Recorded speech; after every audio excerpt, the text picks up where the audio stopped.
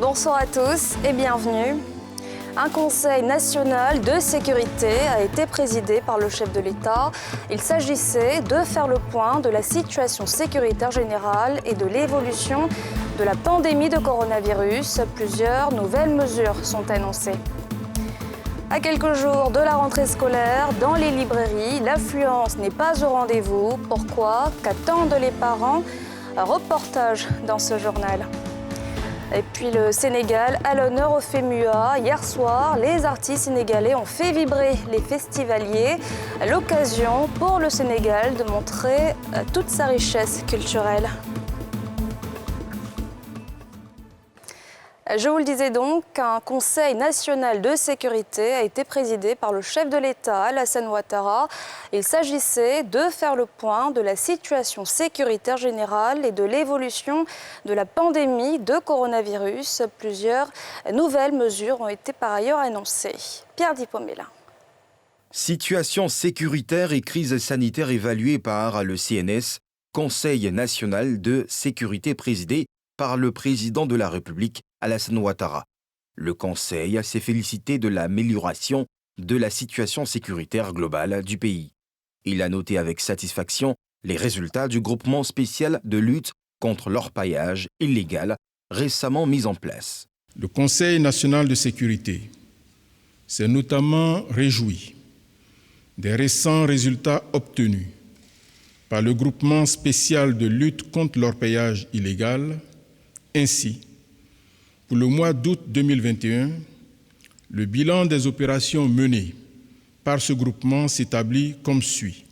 35 sites d'orpaillage illégal démantelés, 233 personnes interpellées, 6 350 abris de fortune détruits, 18 concasseurs, 17 tricycles, 49 motopompes, 15 motos, 36 dragues et 117 broyeuses détruites, 85 poclins, 2 bulldozers, 1 dépanneuse, 3 porte-chars, 115 motos, 162 motopompes, 70 groupes électrogènes et 9 armes saisies. Au niveau sanitaire, il est noté un accroissement des cas positifs et des décès, une situation due à l'intensité des interactions sociales liées aux vacances scolaires, mais aussi au relâchement dans le respect des mesures barrières. En fonction de l'évolution future de l'épidémie dans notre pays, des mesures plus contraignantes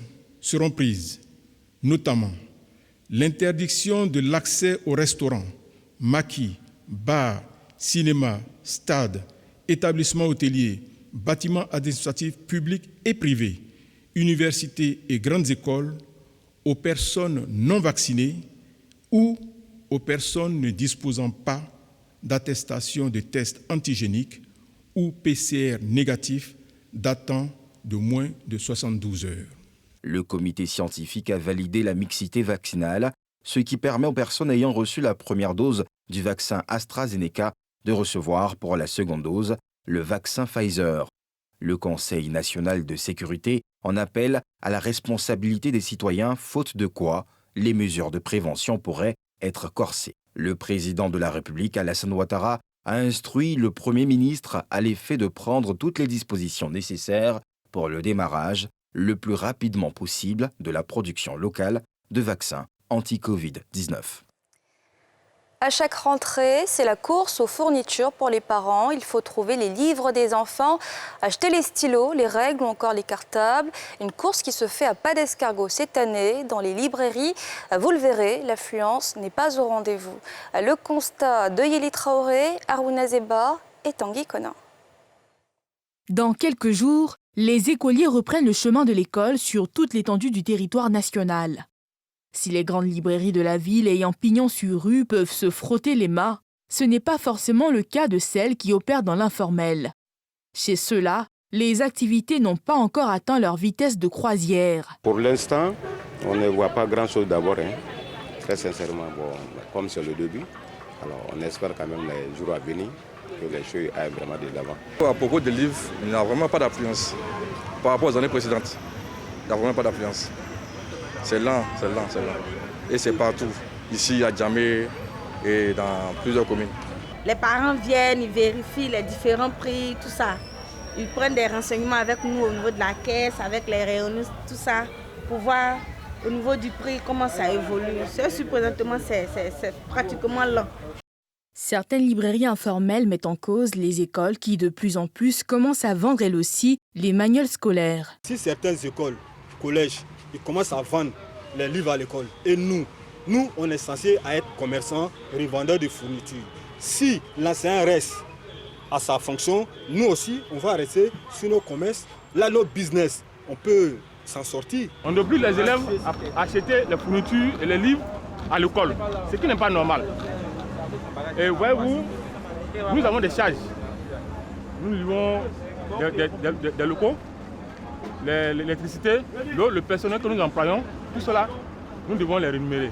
Cette période de rentrée scolaire constitue une aubaine pour certaines commerçantes qui mettent en sourdine leurs activités initiales pour vendre livres, cahiers et autres articles scolaires. Mais cette année, on sent une pointe de déception chez ces vendeuses. Les cahiers, c'est pendant la période de la rentrée qu'on vend ça. Quand la rentrée commence, je suis là, mais quand ça finit, on arrête un peu et puis on continue avec la vente des chaussures. On peut s'asseoir matin jusqu'à, même pour attraper 5 clients dans la journée, c'est un peu bizarre. Avant la rentrée, c'est les téléphones, mes frères vendent ici. Mais comme la rentrée arrive et puis les parents achètent les fournitures, ça marche beaucoup. Donc on décide de vendre les fournitures pendant les rentrées scolaires. L'année passée, là, ça marchait beaucoup. Au début de la rentrée, là, les parents achetaient beaucoup les fournitures. Mais cette année, là, c'est trop lent. C'est pas trop. Ça y est, les prix des cahiers ont augmenté.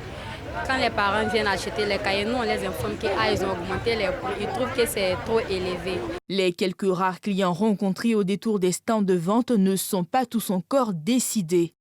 Je suis venu acheter ce livre-là pour entraîner mon petit qui est au CE1. Il faut que je l'entraîne d'abord à la maison et puis le reste va suivre en classe. Puisque je ne sais pas, on n'a pas encore donné la liste effective des fournitures, je ne vais pas me précipiter. Mais comme je connais bien le contenu du livre, je préfère qu'il soit en avance. Je suis venu acheter les livres de ma fille, elle fait le CM1. Mais il se trouve qu'on est un peu dubitatif.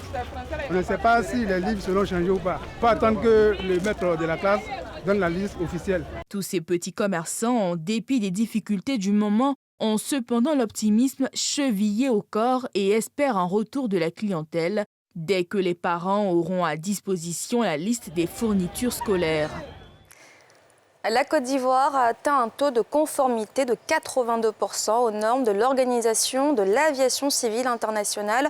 C'est 40% de plus qu'en 2011. C'est ce que révèle le directeur général de l'ANAC, un chiffre qui traduit la bonne santé du transport aérien. Salif Alekwe, Aruna Zeba. Le transport aérien se porte mieux en Côte d'Ivoire. Le pays a atteint un taux de conformité de 82%. Aux normes de l'Organisation de l'Aviation Civile Internationale, OACI, révélation ce mardi par le directeur général de l'Autorité nationale de l'aviation civique, ANAC, Sinali Siloui, invité d'une tribune du Forum des directeurs de publication de Côte d'Ivoire. Le premier responsable de l'aviation civile nationale a dressé à l'occasion un bilan de sa structure. La première progression dont je vais vous parler, c'est la progression sur le plan de la sécurité. En 2008, quand l'ANAC a été créée, le taux de conformité de l'ANAC par rapport aux règles de l'OACI était de 42%. 42%. Le taux de conformité. Le travail du personnel, l'élaboration des textes, le contrôle efficace des opérateurs et des exploitants nous a amené à faire progresser ce taux de 42%, qui était encore à 42% en 2011, à 82% aujourd'hui. En plus donc des équipements du personnel, nous avons fait des tests grandeur nature pour évaluer notre sûreté. Et cela nous a permis de préparer les audits OACI. Et l'OACI est venu. Et comme pour la sûreté, l'OACI nous a donné une note de 78%. Malgré les performances, l'ANAC envisage de développer de nombreux autres projets pour le développement du transport aérien. L'extension de l'aérogare d'Abidjan à 5 millions de passagers ainsi que l'aménagement de l'avenue de l'aéroport d'Abidjan et la réalisation d'une nouvelle voirie d'accès sont également des objectifs à atteindre. L'ANAQ est une autorité indépendante avec un statut d'administration autonome. Elle assure pour le compte de l'État ivoirien les missions de réglementation, de contrôle, de surveillance, de sûreté aéroportuaire, de sécurité de l'aviation civile, de médecine aéronautique et de coordination en matière de transport aérien. La Haute Autorité pour la bonne gouvernance a mis en œuvre la stratégie nationale de prévention et de lutte contre la corruption et les infractions assimilées. Cette stratégie a permis d'établir l'ampleur du fléau en Côte d'Ivoire à travers une étude dévoilée ce jeudi. Nadja Ejar, Harouna Zeba. Dans les pays en voie de développement, le montant des détournements de fonds est 10 fois plus élevé que celui de l'aide publique au développement. Un phénomène dangereux qui touche aussi la Côte d'Ivoire.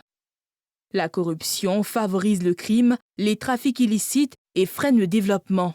Même s'il y a eu des actions qui ont été entreprises, il est évident que le niveau de la corruption est très fort. Et elle a pris une ampleur au point qu'on a le sentiment que les Ivoiriens, ça rentre dans leur quotidien. De façon générale, c'est toute la fonction publique est gangrénée et même parfois le secteur privé est gangréné par ce phénomène-là. Des données qui confirment la pertinence de l'étude diagnostique soumise ce jour à la validation de différentes parties prenantes de la lutte.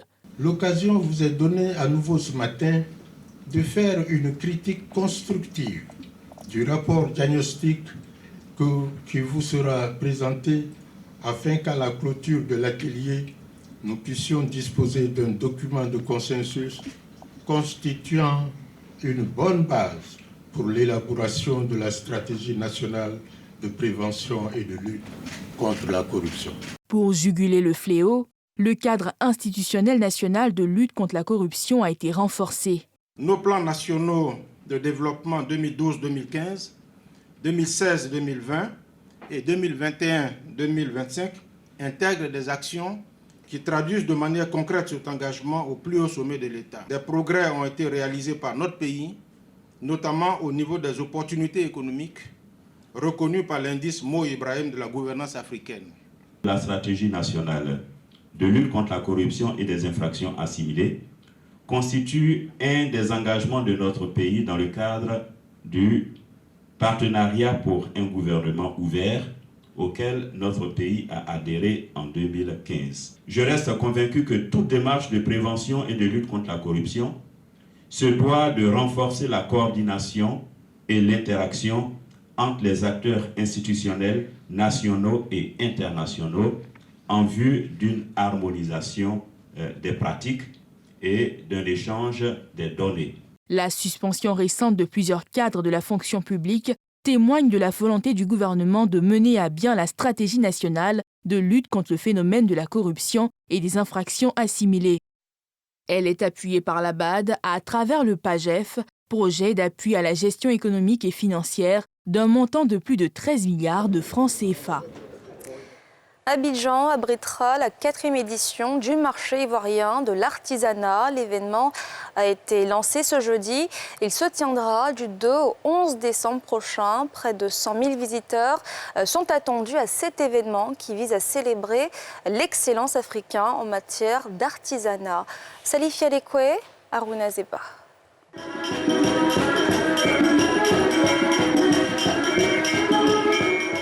Du 2 au 11 décembre, la capitale économique ivoirienne va abriter la 4e édition du MIVA, marché ivoirien de l'artisanat.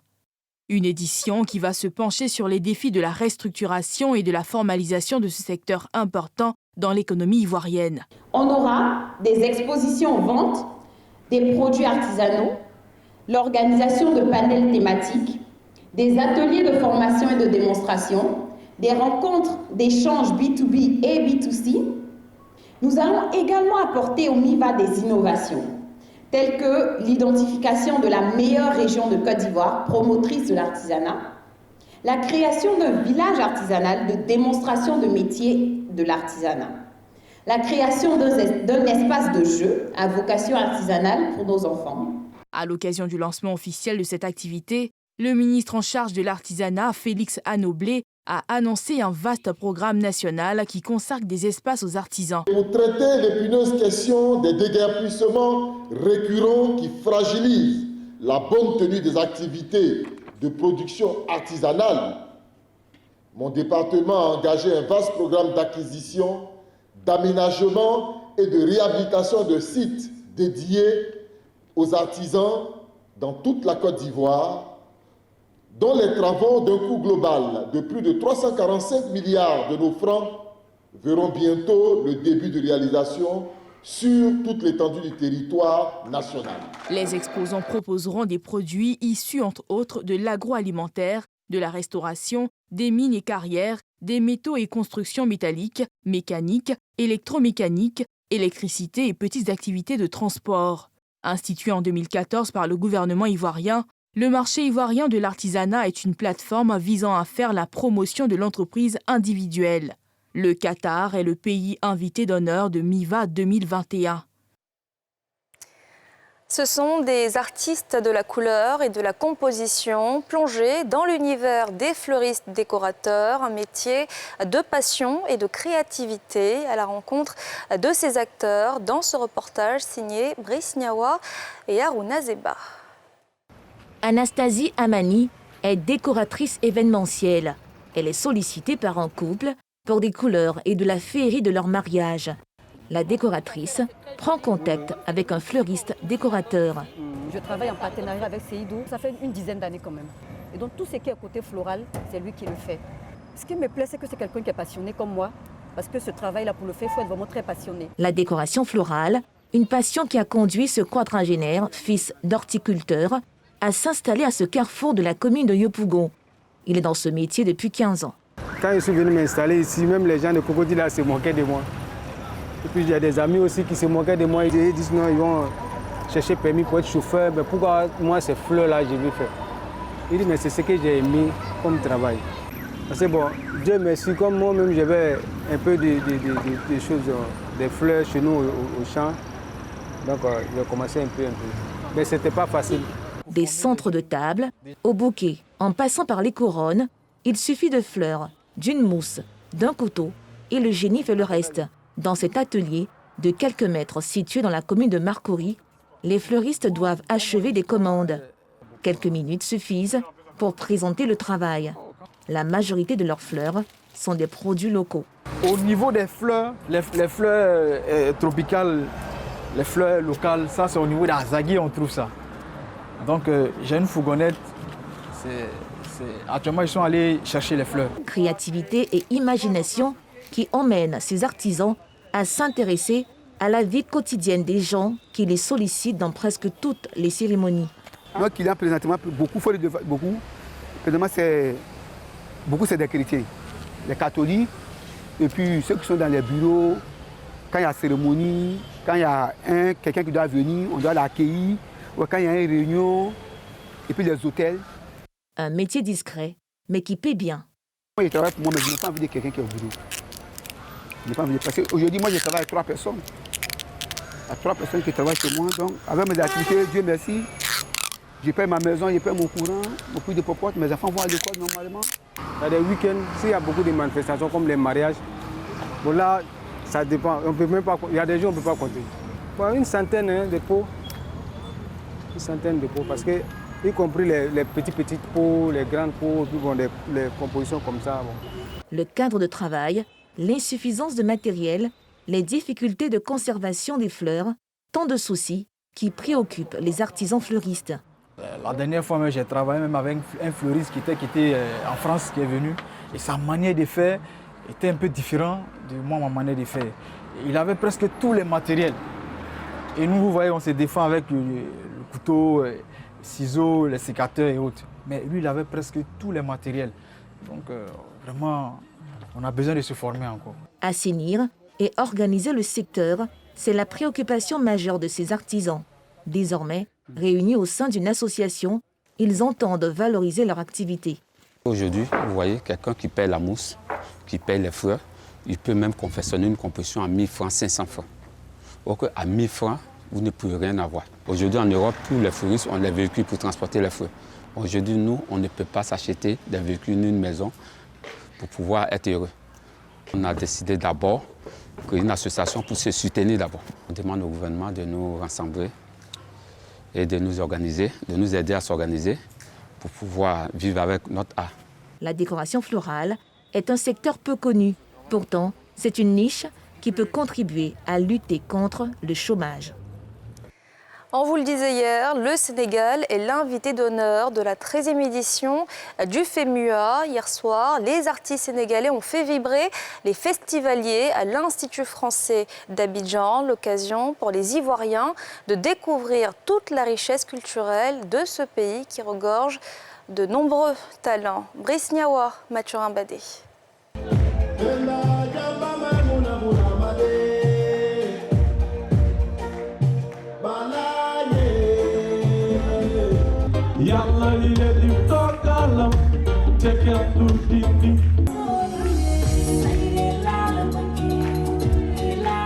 Ils étaient nombreux à se succéder sur le podium de l'Institut français pour donner du plaisir aux spectateurs et vendre la culture sénégalaise.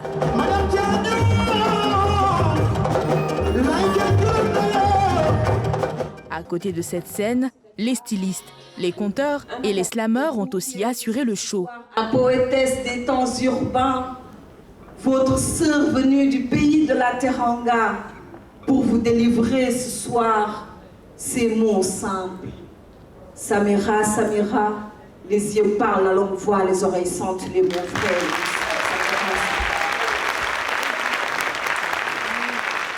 Il y a une forte délégation composée de plus de 60 artistes qui se sont déplacés, qui sont venus. Et je pense que ça marque quelque chose de très fort pour exporter déjà la culture sénégalaise, mais également découvrir la culture ivoirienne et aussi favoriser les échanges entre artistes africains. C'est très important. Je suis direct à Dakar parce que ça m'a fait revivre des moments et puis ça m'a donné une envie, une nostalgie de voir ma famille et tout. Vraiment, je suis très émue ce soir. Je les suis via Facebook, Instagram et tout, mais aujourd'hui, je les ai vus prester. Vraiment, j'avais même la chair de poule. Très contente. Les festivaliers ont été séduits par le riche patrimoine culturel du Sénégal, pays invité d'honneur à la 13e édition du FEMUA. Leur tenue, voilà, c'est ce qui m'a vraiment marqué. Ils ont un très beau style musical aussi. Faut le retenir. Sans bouger, je me suis sentie au Sénégal et je peux dire que mon WhatsApp va crever parce que j'ai vraiment posté beaucoup de choses. Tellement je me suis sentie au Sénégal. Le fait d'entendre d'autres choses, forcément, vont t'inspirer. Voilà. Et puis il faut dire que moi, j'ai vraiment un faible pour la musique sénégalaise. Donc ça me permet de découvrir vraiment de fond en comble la chose, même au-delà de la musique, voilà, côté, on va dire, stylisme aussi, tu vois, voir de belles choses, voilà, ça te met d'un bon beat, comme on le dit chez nous. Rappelons que plusieurs artisans sénégalais sont en exposition sur le site de l'Institut national de la jeunesse et du sport, et ce, durant tous les festivals. Et c'est la fin de ce journal. Merci de l'avoir suivi. Restez avec nous dans un instant. NCI Reportage avec un sujet ce soir sur les premiers pas des mailloticiens en Côte d'Ivoire. Excellente soirée à tous.